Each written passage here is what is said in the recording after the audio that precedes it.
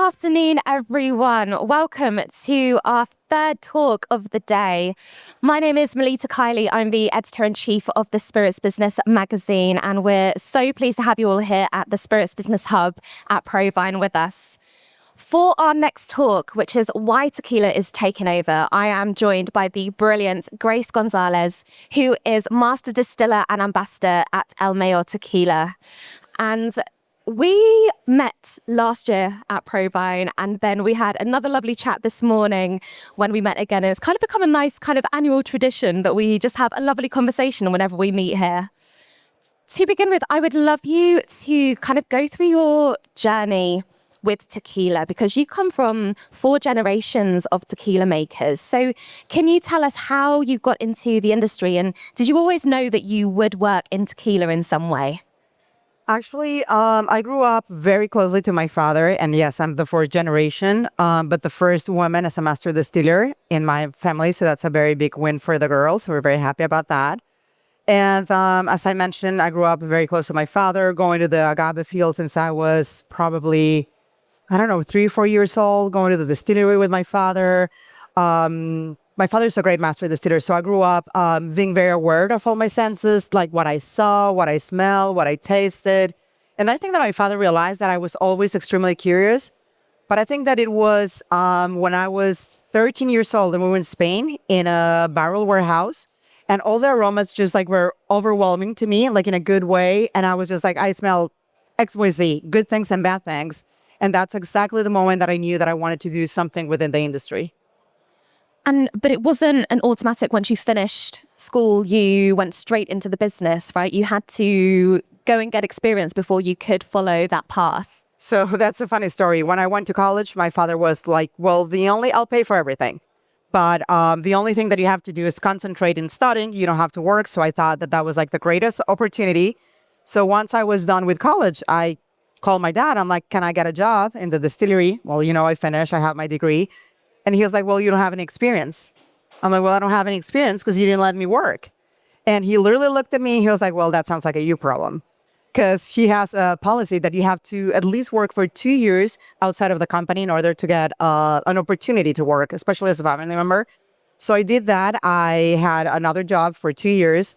And finally, he let me work for him. But I started with in a retail stores. We used to own them. We don't do that anymore. So that was my first job within the industry. That must have been good grounding for you to work in the retail space first. And what was that like, and how did it kind of set you up for the career that followed in tequila? So honestly, that was totally unexpected. So the first day that I had to show up to work, I suited up because I saw that my father would suit up to go to the office, and I did the same thing. And I arrived and I walked like through the main entrance, and the manager was like, no, you have to go through the back. And I'm like, what do you mean? Like, well, you have to check in. And then he looked at me and I was wearing high heels. He was like, why are you wearing? I'm like, well, I show up here to work. He's like, did your father tell you what you're doing?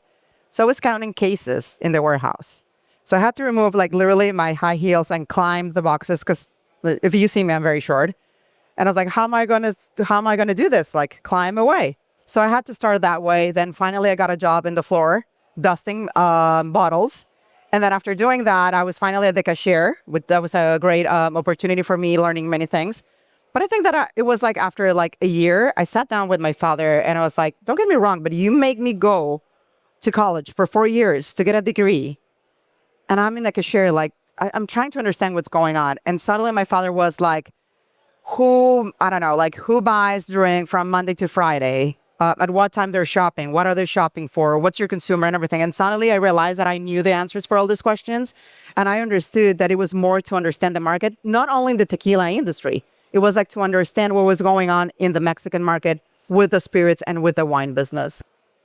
It must have been quite interesting to be able to get those insights and for once you understood the reasoning behind it. And then from there, how did you move into becoming the first woman master distiller for the brand? Because that's a pretty big deal. Oh, thanks. So after that, finally, I got a job at the distillery and many years passed by and I really liked it. I moved to the States to St. Louis, Missouri when I turned 30. And when I arrived there, that's when I decided I want to become a master distiller. At that point, I've been working already in the industry probably for I'm not going to say how many years because then you're going to know my age. That's not fun. But it was long time enough. So turning 30, I was like, yeah, I want to do this and I want to do it the right way. So I went back to Mexico. I finished my training. And that's how I became a master distiller. But one thing that I always like to mention is I was supported by a male. And that to me was like a game changer. My father has always had my back. And when I told him that I wanted to be a master distiller, he said like, well, you know, especially within tequila, it's a male dominated industry. And the path that you're choosing, it's going to have a lot of people are not going to like it. They're going to close the door in your face. You won't be very accepted, but I have your back. So thanks to him and his business partner, Don Locks, I was able to do so. So female, but very supported by two very strong males. I think it's really important that you raise that because I think we are talking a lot more frequently, which is great, about how we need to build a more equitable industry and to support more women in their journeys in the industry. And we absolutely need men to be behind brilliant women to help us kind of catch up to where, you know, men have had the opportunities for so many years. So that's really lovely to hear that you have felt that in your company. And over the years, we have seen such an incredible rise of tequila. I think particularly over the last decade, the kind of glow up that we've seen in the industry from the shot slamming days to having great quality products. What do you think has been kind of key to that success and to spreading that message? Well, I think that one of the things that help a lot the tequila industry to grow so fast, and I don't like to use the word health, but I feel like people are more conscious about what they're drinking, how they're drinking it. And when you're talking about like special spirit like tequila, you mainly have three ingredients. So you can't go more natural, if you can call it, than that. So I think that that was like one of the things that really helped tequila just to bust out and for people to start drinking it. Also, the variety that you have.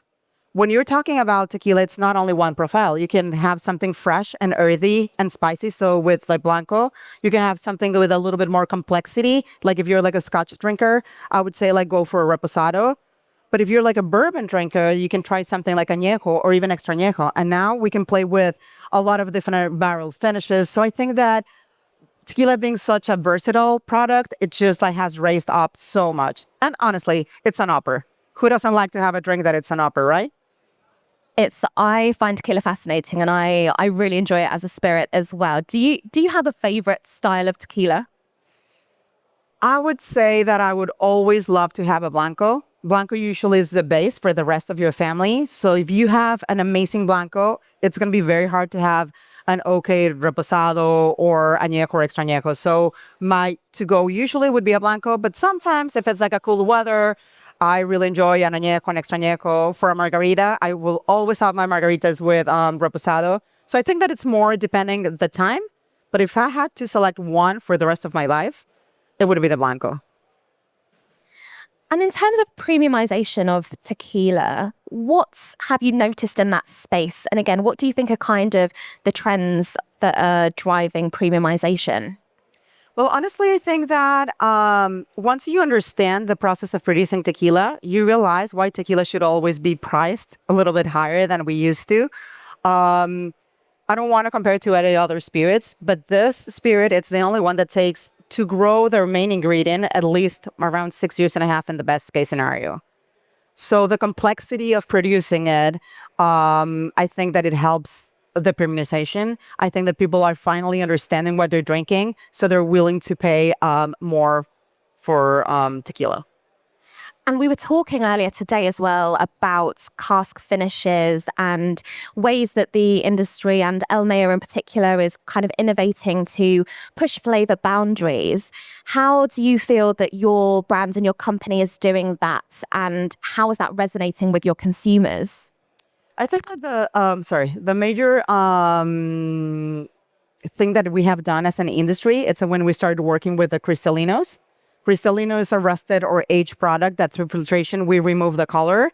So bringing something with the complexity of a rusted product being crystal clear was just huge. And I think that it actually fits the palate for somebody that wants a clear spirit but doesn't want to drink a blanco because it's too spicy, it's too earthy, it's a lot in their palate. So by balancing it with the resting process, but then again removing the color, it was a great way to have people drinking more tequila.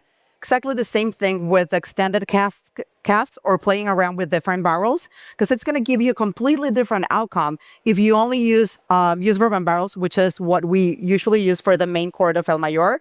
But then in our limited editions, we have been playing with Chardonnay barrels. We have done rum, port, sherry, and every time that you compare them, they're completely different products. The color, the aroma, the flavor. So as I mentioned at the beginning, tequila is such a unique spirit that you can innovate a lot around with it. So you can find a fit for every single palate. And you travel a lot for work as well. How often are you on the road? Around 70% of the time. So So much travel. And when you are visiting other locations, what are some trends that you're seeing in terms of tequila? Maybe how people are drinking it, when they're drinking it, food pairings?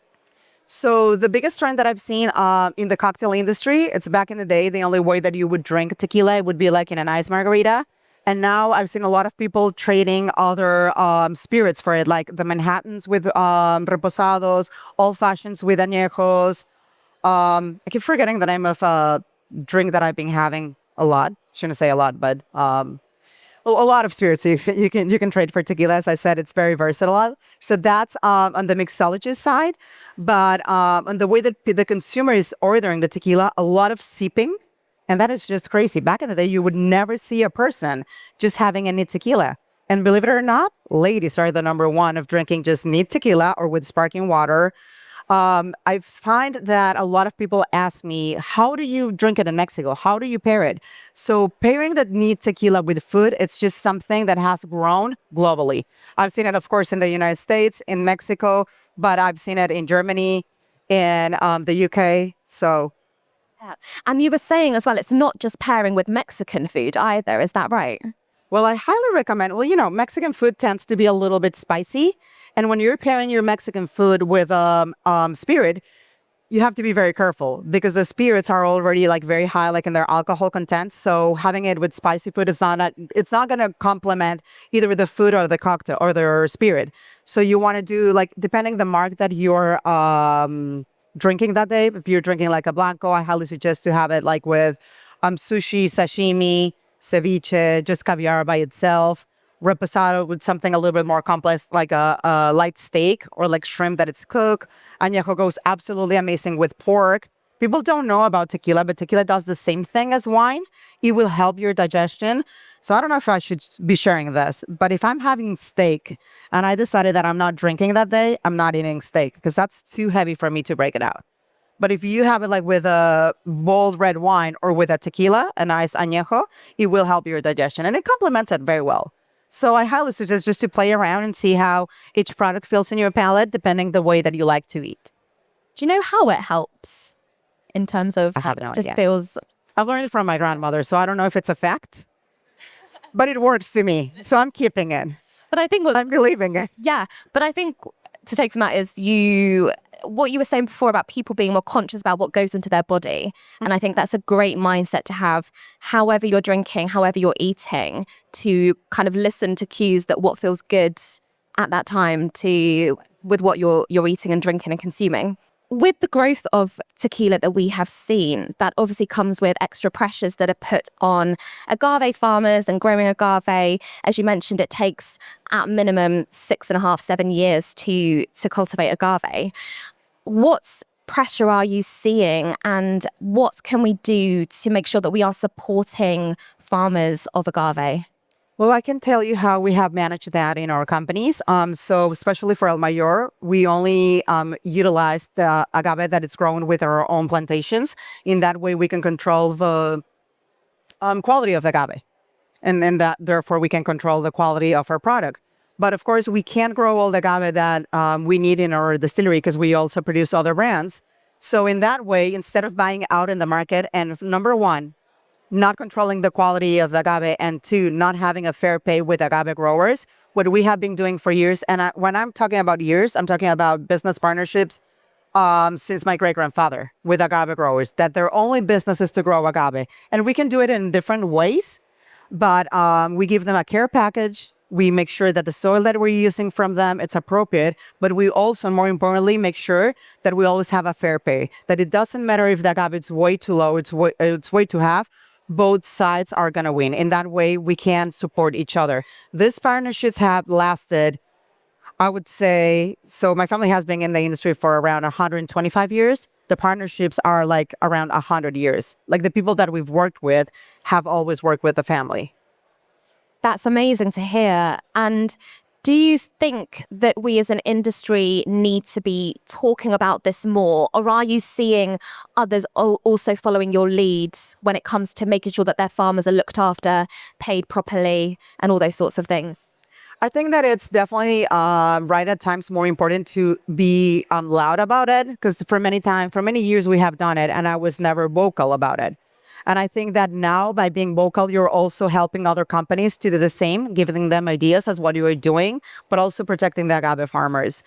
There's certain certifications that we have at our company in order to export tequila to different places that actually go to your distillery, go to your agave fields, and make sure that everything that you are doing is in compliance. One of those things being have fair pay everywhere, even if it's contracted agave or through a business relationship such as ours. And I think that follows on to sustainability as well, which is another very important talking point in the industry, not just in ours, globally. It's something that I don't think anybody can shy away from these days. When it comes to agave and tequila, how are you as a company making sure that you are creating tequila sustainably? And what improvements do you think others can maybe take to also improve their eco-friendliness?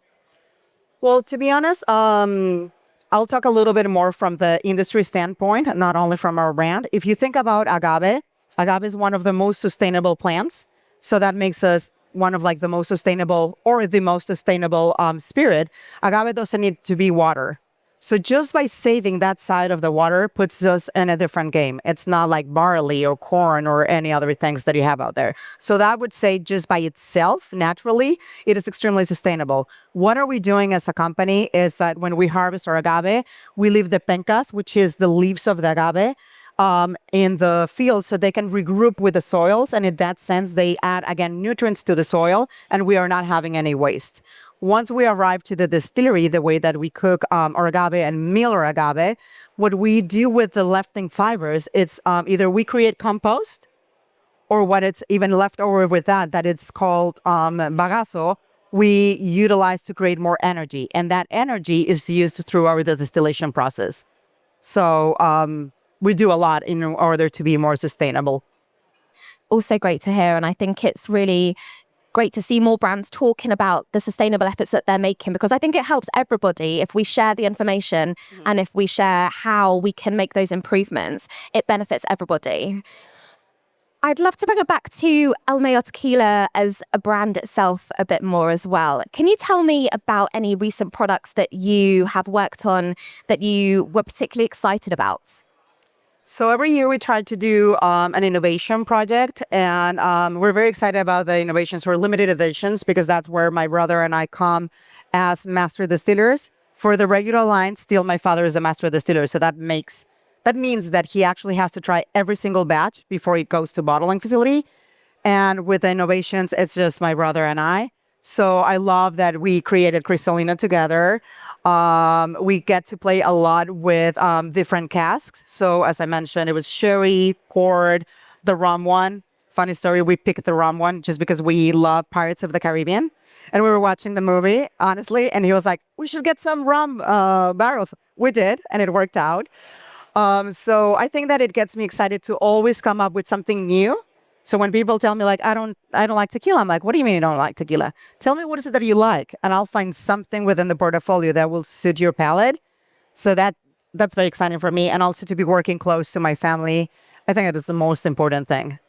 It must be lovely. It sounds like you have a wonderful working and personal relationship. We do. And it's great, as again, just to have heard how supportive they've been of all of you, and you and your brother.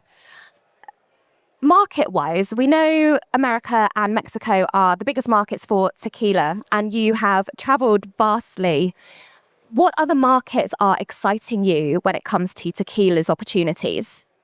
Well, Germany is a huge market for tequila. Believe it or not, Germany is great. We are very much looking forward to continue growing business in Spain because I think that it makes sense. It has been a little bit slower. A huge market for tequila is the UK. Absolutely amazing. Like the bar scene, it's just crazy. There's not a bar that you go there and they don't offer a pretty nice innovation. You can go from super high end to like a very low end bar, but I think I see a huge growth in the UK. Yeah, I can definitely vouch for that, particularly in London. There's a lot of popularity and an interest in tequila and mezcal as well. So I think all things agave and Mexican food as well, as we were saying before, I think people have really taken to that. And I think that's also helping, from what I can see, to elevate the category more. Sticking with the on-trade, as you just mentioned, like how important is that part of the industry to helping tequila grow even more? I think it's basically key. We like to say that we love to really grow brands. It's on the on-premise because, I mean, you go out and you're willing to spend some money to try like one new cocktail. And if you like the spirit, then you're going to be more willing to buy it outside. So for us, it's absolutely key to be out there at bars, restaurants, so people give us the opportunity to be tried in different ways. It could be just neat. It could be just in a cocktail. So when I travel, I think that what I always ask my team is like, let's make sure that we sit in front of mixologists, bartenders, because by the end of the day, those are the people that are going to be selling our products. So if you tell your story, if you explain your product, because sometimes I think that it just needs a little bit of explanation with what you are going to be trying. I don't know if that has happened to you, but there's like certain spirits that I said, for instance, vodka. I didn't understand it. So I was just like, yeah, I don't care for it. That's fine. Until somebody was like, why don't you sit with me? I'll explain to you the difference between different vodkas. Try it with me and let me pair it with food. And this was only, I think, like 10 years ago. And it just completely changed my mind regarding vodka. So I think that that's why it's so important to our company. And to me, it's just like to sit down with people, talk about what we're doing, explain who we are, why we created what we've created. And I think that then you have a customer for life. Hopefully. That's the dream, right? Yeah. But I think, again, it shows, talking what we were saying earlier about when you were in the retail stores and having that touch point where you actually have the opportunity to speak to people who work with, who you want to be your customers at the end of the day. You know, people coming back to your brand and ordering your drink is a very powerful tool to harness and build those relationships. We've also seen many celebrities enter the tequila space. I'd love to know if you see this as a positive move to elevate the tequila category further. I actually see it as a very huge opportunity. I mean, if you think about this, having celebrities behind tequila, it has given a chance tequila to bright more around the world. If you ask me, what would I drink? I would drink better my products than somebody else's. But I think that it elevates and it helps the category to be known a little bit faster. So, I mean, the pie is way too big, so we all can have a little share of it. Yeah. And looking ahead to the next year, what do you think is going to be the biggest trend or growth driver for tequila generally? So there are two things. People are like looking back again into drinking, I would say clear spirits. So the blancos are going to continue growing just the way that they're drinking, which we call them ranch waters in the States. So it's just like with sparkling water, some ice, some lemon, and that's huge. But also I see a lot of people playing and wondering with different cask finishes or resting it in different casks. I think that tequila industry has been very keen on innovation. So that's what I keep seeing, like with other crazy things, maybe like smoky tequilas, infused tequilas, and many other things. I think, again, just the variety of flavors and styles that are coming out of the category is so interesting to see. We were also talking this morning about the importance of not only setting goals in business terms, but also personal goals that you want to achieve. What are some personal things that you really hope to tick off in 2025? Well, I mean, being a Mexican woman, I think that I own it to my country and the other women. It's to be very present and show that we can achieve whatever we want. It sounds very cliche, but when you're a woman that you have the opportunity and you have been supported to do whatever you want, what you wanted, whatever you dream, I think that that's my job to show that that's achievable and to support anyone that wants to do it. So every time I have a chance to speak to other girls or women, I'm like, yeah, like it's doable. I'm not going to say that it's the easiest thing, but it's definitely achievable. And I also think that by doing it, you also empower men to continue empowering women. So to me, my personal goal, it's that, to be more constant with the public. That's a great goal to have, and I think it's so important, as you say, to keep that conversation going and to show how it is really important for men to also support us and for us to continue the conversation past important dates like International Women's Day, but to really make this something that we really strive towards throughout the whole year, not just for one day a year. Grace, thank you so much for answering all of those questions and for our conversation. Yeah, okay.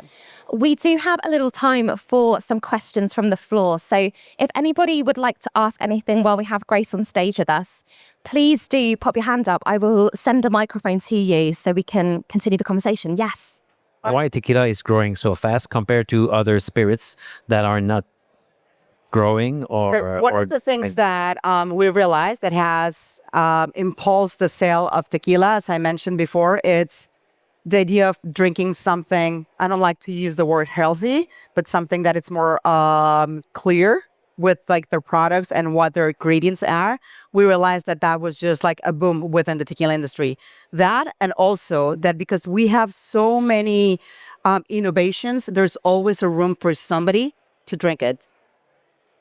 And it's very easy to play. Like if you think about in the bar scene, tequila is such an easy spirit to mix and create new things that helps a lot the bar industry.